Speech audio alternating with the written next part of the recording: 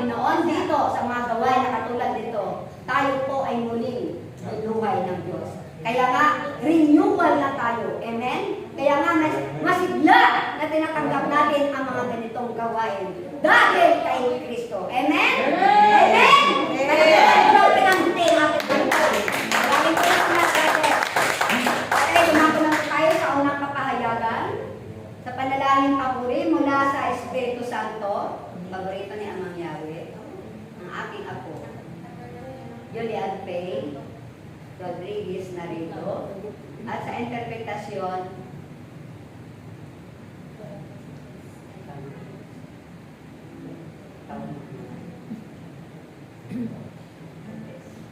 okay, sa interpretasyon mula sa Espiritu Santo, Inantes,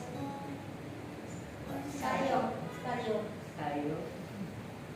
Okay. Okay. Para sigurado ako baka mga take two na lang na. Yan, take two.